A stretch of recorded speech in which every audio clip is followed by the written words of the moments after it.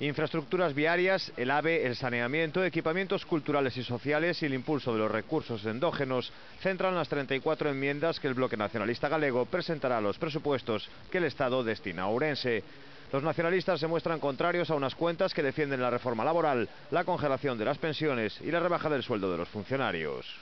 Presentamos un conxunto de emendas, en total 34 emendas específicas que lle afectan directamente á provincia de Ourense e que suporían, de ser aprobadas na súa totalidade, un incremento de 77 millóns de euros sobre a cifra inicialmente prevista, que sabedes que era de 253 millóns, en torno a un 40% menos de inversión prevista que no ano 2010.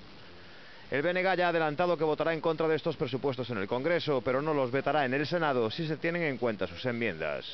Percibimos que o goberno socialista non é sensible a esas demandas do BNG que son absolutamente xustas e razonables, entonces presentaremos ese veto no Senado que, como sabedes, por aritmética parlamentaria que hai nesta Cámara, é o veto do BNG o que conta con máis posibilidades de sair adiante.